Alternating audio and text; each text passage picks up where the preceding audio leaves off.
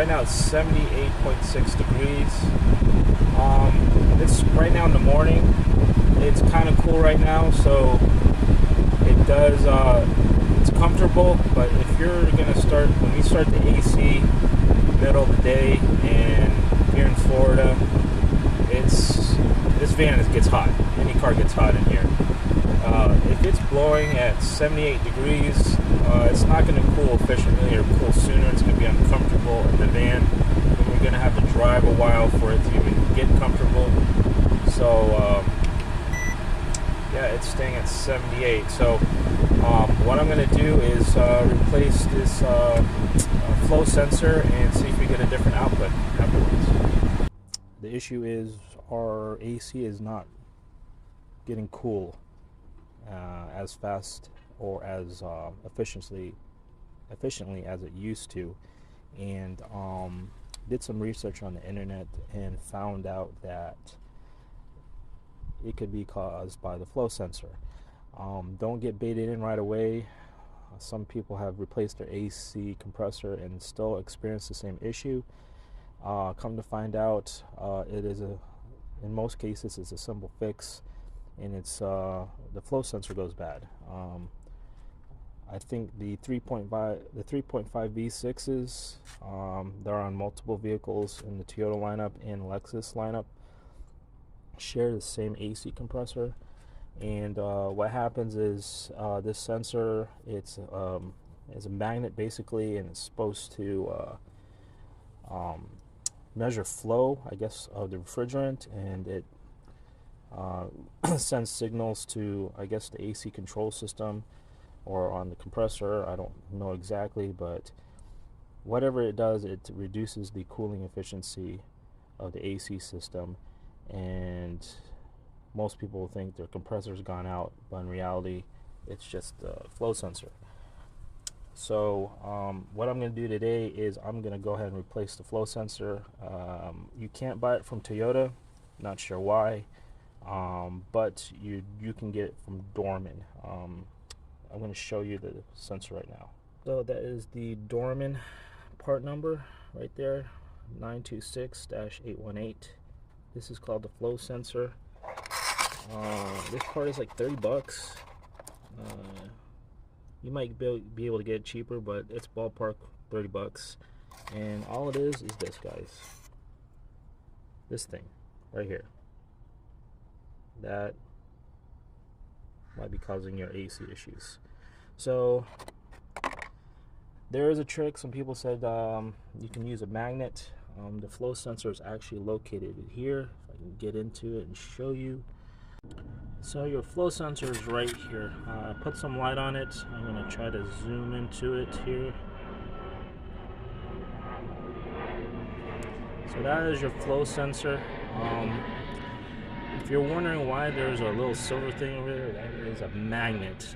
That was a tip some of the Lexus guys or some people that had this issue try. So the theory for the trick for the magnet was supposed to, the magnet in here is what fails in the sensor.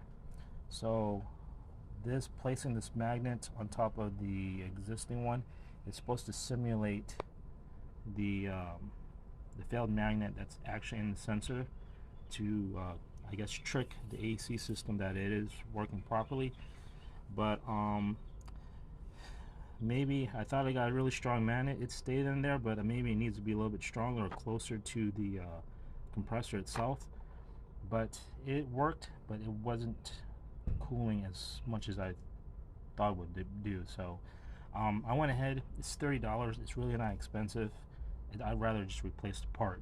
It's held by a snap ring to the AC compressor. You do not have to evacuate the AC system. It has nothing to do with the refrigerant. It just really attaches itself flush to the compressor.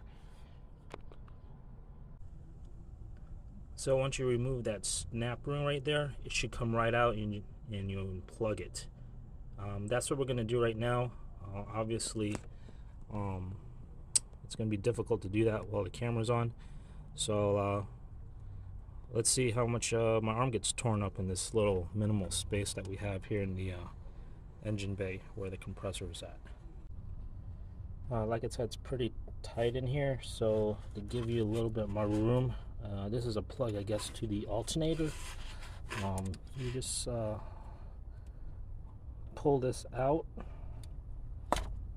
Alright, and there you go. So you have better access to the flow sensor. Kind of just tuck the alternator plug in, and there it is. There is the flow sensor. So hopefully we can get some snap ring pliers in there and get that off and replace it. Okay, finally got it out. It is really tight in that area. Taking out the snap ring takes some patience and some choice words, but I was able to get it out. Fortunately, it doesn't take much to get the snap ring to come off. You're gonna have most of your issue is trying to get the snap ring post to get into these holes and having enough leverage. It is really tight in there, depending on the size of your snap ring pliers.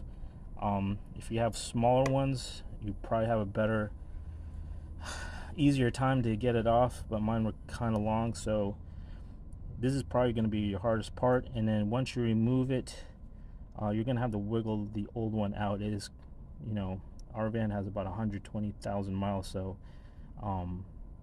it was in there for a little bit. You kind of have to wiggle it out, and once you get it out, it comes out pretty easy. Just unplug it. So this is the old flow sensor right there, and here's the new Dorman one. Basically just install it, reverse install it. Hopefully it's not as bad as getting it off. So let's go ahead and do that right now. Not much room. These are my snap ring pliers I used. If they were a little bit smaller, you'd probably have an easier time getting the snap ring off. But yeah, just giving you a forewarning, it is tight in there. So probably the best way to put this back is install the flow sensor in that little groove in there where it sits nice and tuck, and then put the snap ring on and then unplug it. I mean, not unplug it, plug it back in, and make sure everything's secured and tight. Make sure you reinstall the alternator plug, and we'll see if this solves our issue. Okay, something I just noticed, when you reinstall the snap ring, you want to put it back the way you took it out, because if this snap ring, I don't know if this is like this from factory or just it's shaped like this through time, it's not flat. It has kind of a bend on the ends. All I remember is that the smaller hole was on the right side and the bigger hole was on the left side when it was sitting securing the flow sensor. So just reinstall the same way you took it out. I have a feeling if I were to install the reverse side, I would be having some trouble, so I'm going to go ahead and do that. This should be easy reinstall. Alright, everything is back in place. It was actually easier to put the snap ring back on than taking it off. So like I said, make sure it's all secured, replug everything, and we're gonna go ahead right now and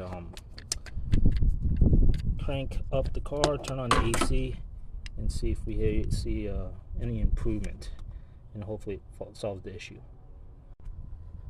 Some things that you also want to check out if you're having cooling issues, and not just for the Sienna, any cooling systems. Make sure, I call it the free stuff first, before you go deep into pouring money into the vehicle and just blind diagnosing it, is you want to make sure your fan clutch is engaging. And if you can get another person, or you just wait for it to cycle, you should see on the Sienna, if you look at, there's the compressor, there's the fan clutch. If you hear it click, you know that the fan clutch is working, and you can see the assembly spinning as the clutch engages. You also want to notice and observe the cooling fans. One cooling fan is for the cooling system for the engine, and the other fan is for the AC, and it usually engages, it should engage every time you turn on the AC. Right about the time the fan clutch engages, the AC fan should turn on. Now, if your if your compressor clutch is not engaging, that's not a good sign on your AC compressor side. You might want to further diagnose, but that's usually a bad compressor. If your compressor is engaging, but your cooling fan is not, you might want to check the relay or the fuses to the cooling fan. Maybe check if the connections, because that should be on when the fan clutch on. That helps cool and bring air through the condenser assembly. Usually if you do an OBD2 code reader, it should bring it up that it needs to be replaced. It failed. I didn't do that. I just went ahead and replaced the sensor, hoping that fixes the issue. And if you do all that stuff and you're still having issues, then you might want to get a gauge set to properly check the high and low side and see if the system is working correctly, and further diagnose your AC cooling issues.